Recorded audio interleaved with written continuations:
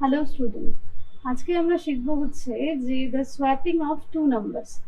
Swapping means কি, যে আমার কাছে দুটো নাম্বার থাকবে, দুটো ডিফারেন্ট ভেরিয়েবলে। আমি না কি করব, তাদের পজিশনসটা চেঞ্জ করব। যেমন এ নামের একটা ভেরিয়েবলে আমি একটা ভ্যালু সাপোজ স্টোর করলাম 5 অ্যান্ড বি নামের একটা ভেরিয়েবলে স্টোর করলাম 7। তো আফটার সোয়াপিং কি হবে, এর ভিতরে চলে আসবে দ্য ভ্যালু অফ বি, তার মানে এর ভিতরে আসবে 7 অ্যান্ড বি এর ভিতরে আসবে কি না 5, দ্য ভ্যালু অফ এ। এবার এই সোয়াপিংটা দুটো প্রসেসে হতে পারে, using a third variable and without using a third variable. এটা পসিবল যদি আমরা কোনো নাম্বারসকে সোয়াপ করি। তো আমি আজকে দেখাবো ইউজিং আ থার্ড ভেরিয়েবল, আমি একটা এক্সট্রা ভেরিয়েবলের হেল্প নিয়ে কি করে সোয়াপটা করতে পারছি। তো যেমন ব্লুজে উইন্ডো খোলাই আছে, আমরা এখান থেকে একটা ক্লাস ক্রিয়েট করে নিই। তো ক্লাসের নাম দিলাম সোয়াপিং।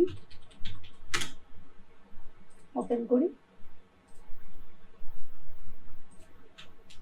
সেম সিনট্যাক্সটা লিখে ফেলি।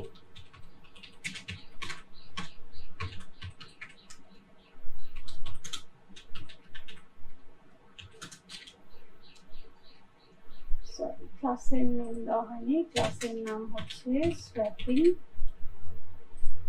দেন আমরা ভয়েড মেনু লিখতে পারি or public static void menu লিখতে পারি।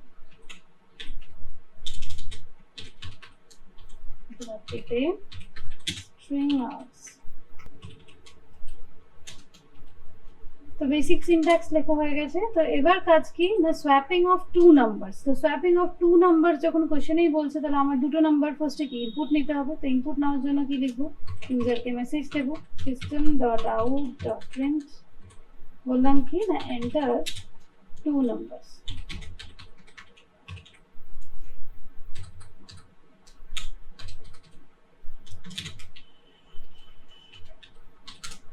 ইউজারের থেকে নাম্বার নিলাম, এতে একটা a equals to sc dot next int as well as b equals to sc dot next int।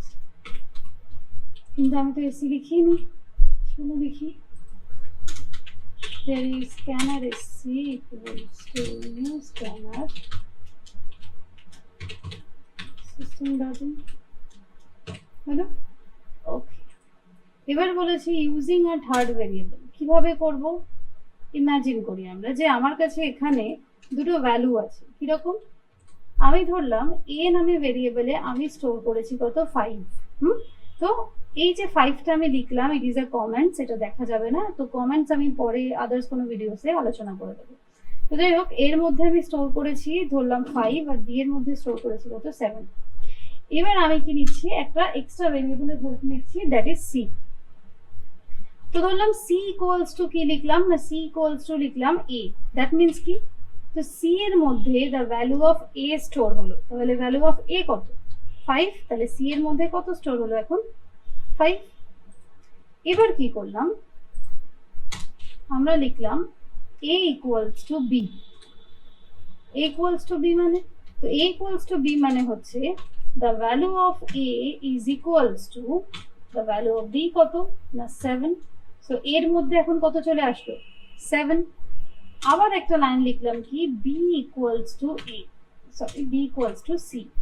তো b equals to c মানে b এর মধ্যে কত স্টোর হলো, b এর মধ্যে স্টোর হলো the value of c। তো c এর ভ্যালু কত ছিল, c এর ভ্যালু এই যে এই লাইনটাতে কি বোঝা যাচ্ছে, c এর ভ্যালু কত ছিল 5।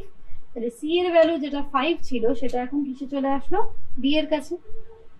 ওকে, তাহলে দেখো সোয়াপ হলো, এর ভ্যালু এখন কত হয়ে গেছে 7, বি এর ভ্যালু কত হয়ে গেছে 5।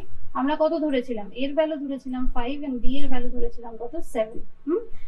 তো যে কটা ভেরিয়েবল লেগেছে, তো ওভারঅল আমার কাছে তিনটে ভেরিয়েবল ইউজ হয়েছে। তো আমি তিনটে ভেরিয়েবলকে ডিক্লেয়ার করে দিই যে এ বি এন্ড সি।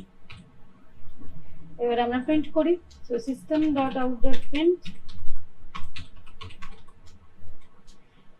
তো ধরো আমরা এখানে প্রিন্ট করছি the values after swapping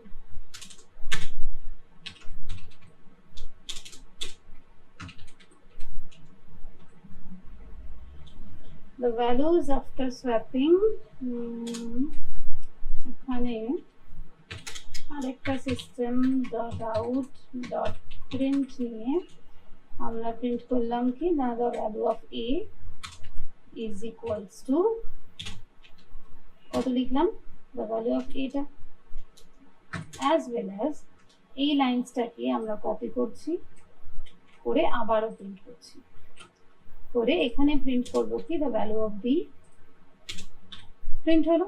এবার এটা এত লাইনসে প্রিন্ট না করলেও হতো, আমরা কেন প্রিন্ট করছি, জাস্ট একটু দেখতে ভালো লাগবে, যে আমরা বুঝতে পারবো আউটপুটটা দেখে যে এ তে কত ভ্যালু আছে, বি তে কত আছে, আফটার সোয়াপিং কি আছে, তাহলে আমরা বিফোর সোয়াপিংও করতে পারি, যে সোয়াপ হওয়ার আগেও আমরা এই কাজটা করে দিই, যে সোয়াপ হওয়ার আগেও আমি ভ্যালুগুলোকে একবার করে প্রিন্ট করব, আর সোয়াপ হওয়ার পরে তাহলে কি হবে, যদি কেউ আউটপুটসটা দেখে তাহলে সে বুঝতে পারছে যে আদৌ এটা সোয়াপিং মিন্স কি করতে চেয়েছি আমরা, কি হয়েছে। এখানে লিখে দিলাম বিফোর সোয়াপিং, কম্পাইল করি, there is no error, okay run করি। যেহেতু আমরা public static void main string args লিখেছি, তো এবার আমরা নিউ সোয়াপিং থেকেও রান করতে পারি, বা আমাদের কাছে আরেকটা অপশন অন হয়েছে কি ওয়ার্ড মেন স্ট্রিং আর্গস, আমরা ডাইরেক্ট এখান থেকেও রান করতে পারি। তো ওয়ার্ড মেন স্ট্রিং আর্গস এ ক্লিক করলাম, ক্লিক অন ওকে। তাহলে আমার কাছে কি চাইছে, এন্টার 2 নাম্বারস। তো যেমন নাম্বার আমরা ধরেছিলাম, আমরা ফার্স্টে কি দিলাম 5, তার মানে দ্য ভ্যালু অফ এ কত 5, তারপর কত দিলাম 7, তাহলে দ্য ভ্যালু অফ বি কত 7।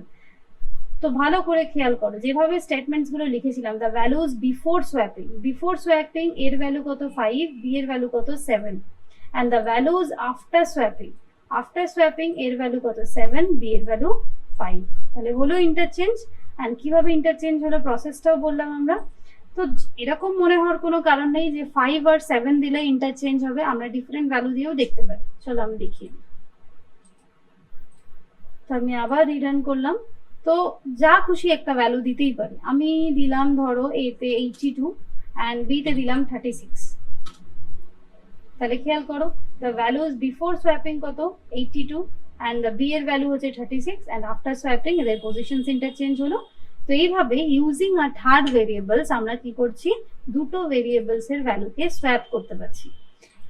এবার তোমাদের যেটা কাজ, সেম তোমরাও কি করবে, the values of 2 variable swap করবে, but without using an extra variable. মানে এই যে আমি সি বলে একটা এক্সট্রা ভেরিয়েবল বা টেম্পোরারি ভেরিয়েবলস নিয়েছি, সেই ভেরিয়েবলসটা ইউজ না করে without using a third variable দুটো নাম্বারসকে সোয়াপ করে দেখাবে।